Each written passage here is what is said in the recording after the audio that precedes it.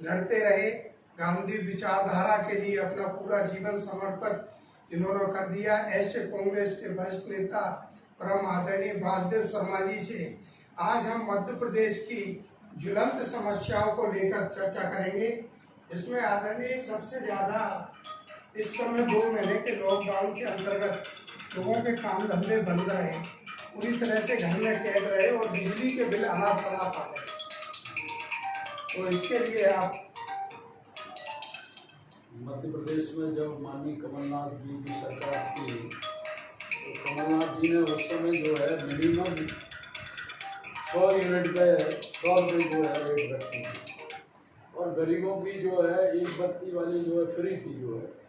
लेकिन सबसे बढ़िया सरकार जो चल रही थी उस समय, कुछ सत्ता के भूखे भेड़ियों ने सरकार को जो है कुछ पैसे लेके कुछ सौदा करके और सरकार को जो है चुनी हुई सरकार को जो है गिराया। तो उसका परिणाम है कि आज जो है बीजेपी तो केवल घोषणा वीरों की पार्टी है। घोषणा चाहे जितना करा लो।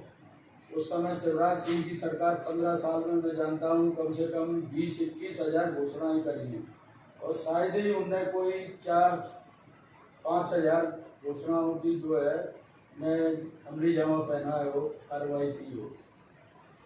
आज जो निश्चित रूप से उधर तो ये कोरोना की वजह से जो है पब्लिक परेशान है, फैक्ट्रियाँ बंद हैं, ऑफिसें बंद हैं और गरीब मजदूर तो इस समय जो है मध्य प्रदेश में इतना परेशान है कि परमात्मा नहीं करे कि कभी ऐसा वक्त आए। लेकिन सरकार घोषणाएं तमाम झूठे वादे कर रही है कि हम हवाई जहाज से पहुंचाएंगे, बसें लगाएंगे, ट्रेनें लगाएंगे। लेकिन आप लोगों के द्वारा जो है लिए गए इंटरव्यू जो मैंने देखे हैं इंदौर से और जो है धार से जो है कुछ बच्चियां और कुछ स्टूडेंट आए थे, उनको फ्री के लिए बिठाला गया है बसों में और उसके बाद 25-25 रुपया और 45-4500 तक उनसे चार्ज लिया गया। इसी ग्वालियर में जो है उन्हें इंटरव्यू दिया था जो है।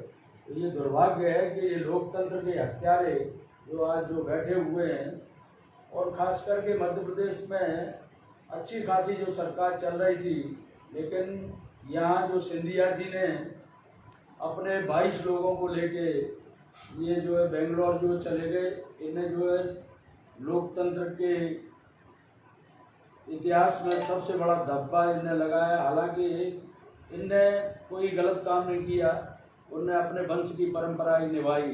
1857 से लेके आज तक इनके परिवार के मुखिया कोई भी रहे हों, लेकिन हमेशा धोखे देते रहे हैं।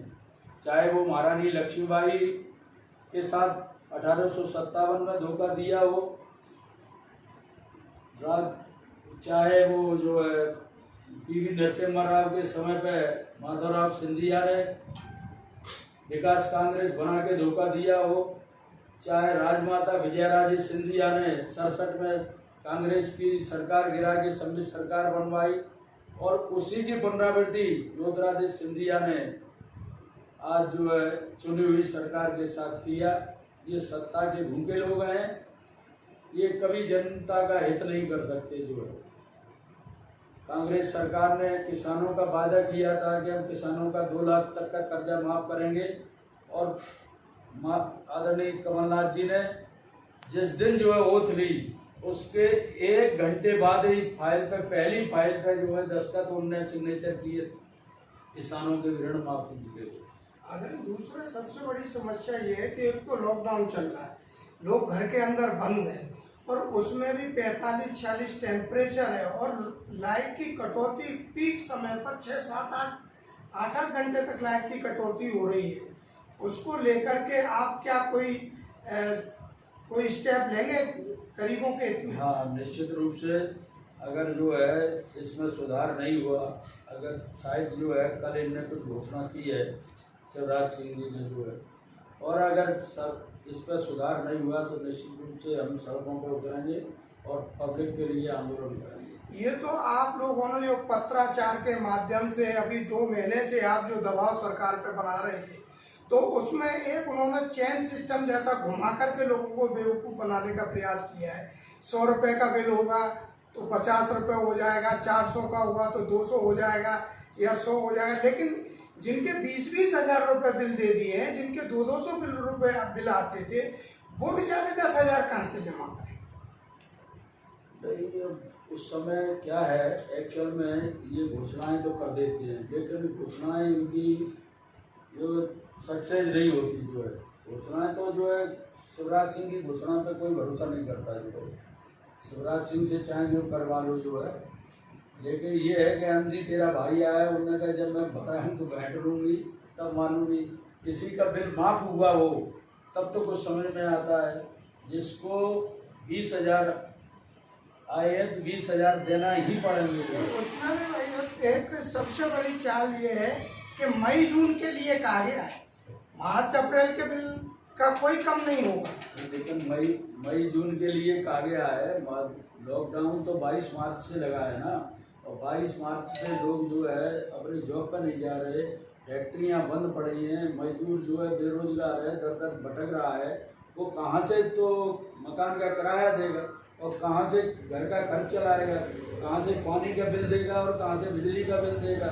तो क्या कांग्रेस की जो 6 महीने के बिजली का बिल और नल का बिल माफ करने की जो मांग करती आई है, उस पर आप आज भी कायम हैं? बिल्कुल, कांग्रेस आज भी उस पर अपनी बात पे कायम है। और अगर वैसे तो ये है कि 100% इन गद्दारों को जो है पब्लिक जवाब देगी, जिनने जो है चुनी हुई लोकतांत्रिक सरकार को गिराया।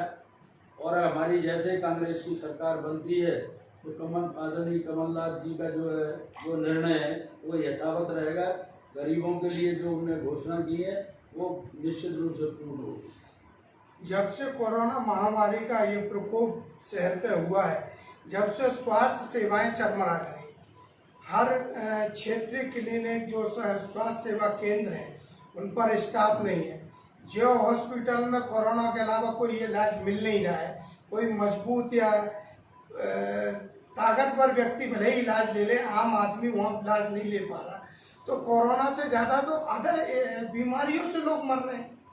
देखो, कोरोना तो ये बात सही है कि कोरोना है, लेकिन इतना ज़्यादा नहीं है। क्योंकि देश की आर्थिक स्थिति बहुत जर्जर है, उसको दबाने के लिए बेरोजगारी असीमित बढ़ गई है, उनको गुमराह करने के लिए, ताकि वो भी जो है सब इस समय न किसान परेशान है, विद्यार्थी परेशान है, नौजवान बेरोजगार परेशान है, सभी का मुंह बंद करने के लिए उन्होंने ये कोरोना जो है फैला दिया। कोरोना फैला कैसे? भाई हमारे नेता आदरणीय राहुल जी ने 12 मार्च को जो है उनको 12 फरवरी को जो है कहा था पार्लियामेंट में कि देश में ये कोरोना जो है चाइना में फैल रहा है और अपने देश में भी प्रवेश कर गया है। इस पर बड़ी सख्ती से जो है, लेकिन इसके बावजूद जनवरी में जैसे ये उसको आना था ट्रंप को जो है, तो उसमें सेवा में ये लोग लग गए 1 लाख आदमी को इकट्ठा करने के लिए। जो है कोरोना तो वहीं से फैला है जो है। अब जैसे ये उन्होंने कार्ड फेंक दिया, हिंदू और मुस्लिम का कार्ड फेंक दिया, अब मुसलमानों की वजह से उन्होंने कहा जो है कोरोना फैला है।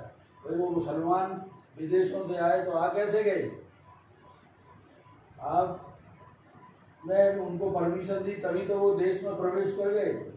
पैदल तो आए नहीं, वो पानी के जहाज से आए नहीं, हवाई यात्रा उन्होंने की है, और हवाई जहाज़ों पे आपने कोई चेकअप कराया नहीं किसी का। जो अभी गुजरात सरकार ने हाई कोर्ट में एक दलील दी है कि अगर वास्तविकता की कोरोना की स्थिति अगर हम जांच करते हैं तो हमारे यहाँ 70% लोग कोरोना पेशेंट मिलेंगे और इससे पैनिक फैल जाएगा। तो क्या ये माने कि नमस्ते ट्रंप ही गुजरात में कोरोना के लिए जिम्मेदार है? नमस्ते ट्रंप ही गुजरात के लिए कोरोना के लिए निश्चित रूप से जिम्मेदार है। वहाँ का जो कमिश्नर का स्टेटमेंट आया था कि अगर इस पर कंट्रोल नहीं किया गया तो यहाँ कम से कम 8 लाख लोग प्रभावित हो जाए।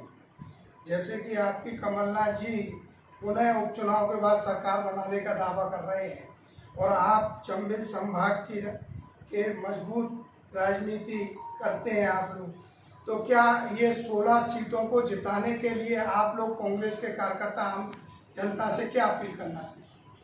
देखो, जनता से तो हमारी यही अपील है कि जिस तरह से लोकतंत्र में धब्बा जो है इन गद्दारों ने जो लगाया है, ये चंद पैसों के खातिर इनने जनता का विश्वास बेच दिया।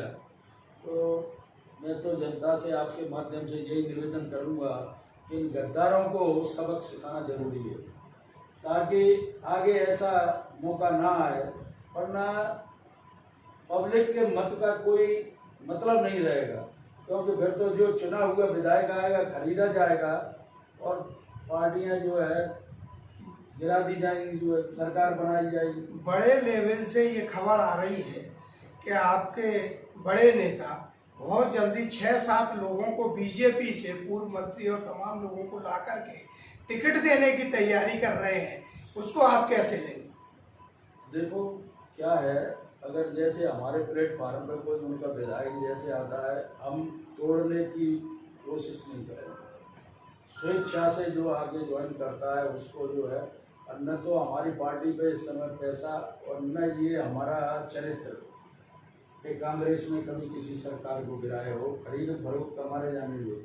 लेकिन बीजेपी का ये षड्यंत्र जो है करना और ये खरीद फरोख्त का ये चरित्र चित्रण जो है ये इन्हीं के पास है, जो है ये लोग ये करते हैं, जो है कि चुनी हुई सरकार को जो गिराने का इन्हीं का काम है। हम लोग जो है वो नहीं करते। और जहाँ तक विद्रोह का सवाल है, तो इन लोगों को जो फर्जी लोगों को जो जब एडजस्ट करेंगे तो उनमें भी विद्रोह होगा, क्योंकि उनके मोस्ट सीनियर लोग बैठे हुए हैं और वो वंचित रहेंगे, तो कुछ तो हलचल है होगी और है हलचल उनमें।